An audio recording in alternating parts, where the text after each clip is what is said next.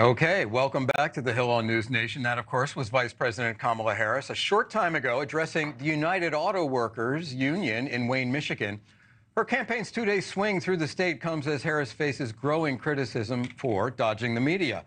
She did let a little air out of that balloon today when she spoke briefly to reporters on the tarmac in Detroit. Joining me now is the Democratic representative from the Commonwealth of Virginia, Jennifer McClellan.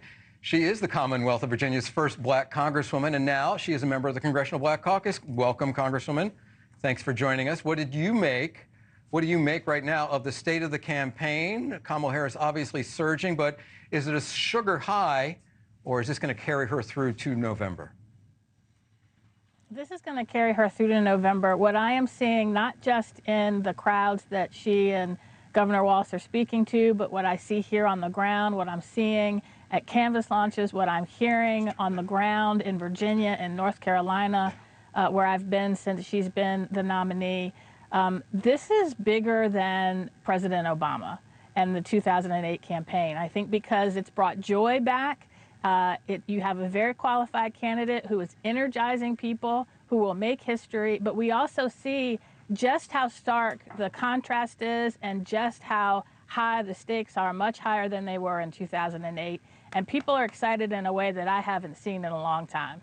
Bigger than President Obama in 2008. That's quite a claim, given the historic nature of that presidency. Can you give me a little bit more on that? Why do you say that? Because when President Obama ran, there was huge excitement, don't get me wrong, and he was an exciting candidate who energized people of all ages. He was making history, but he was running against a Republican who, by comparison to Donald Trump, was moderate and normal and decent and kind. And we saw just how devastating Donald Trump's first presidency was.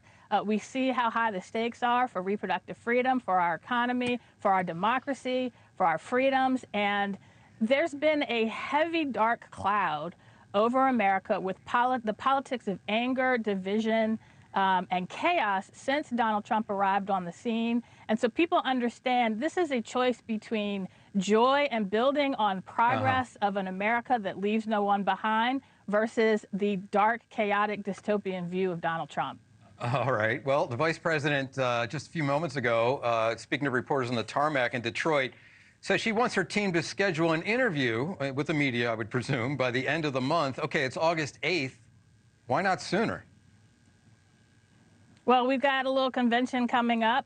She has only been the nominee for about 2 weeks, and she needs to get out and talk to voters.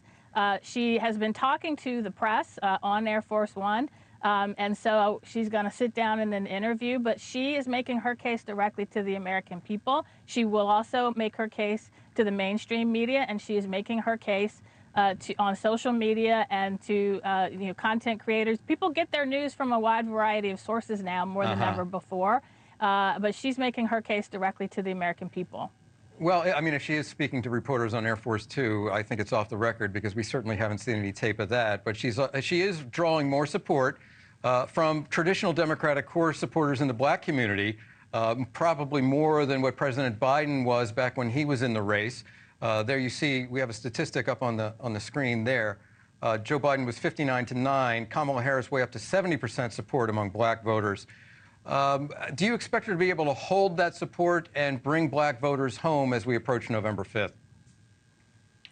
I do. First of all, she's one of us, despite Donald Trump's thoughts to the contrary, because she is biracial. She'll be the first black woman president, and she'll be the first Indian woman president. And we understand that she will continue to build on the record of the Biden-Harris administration of building up the black community, but all communities, and leaving no community behind. We're very excited about it, and we're very excited to see representation in the highest office of the land in Kamala Harris.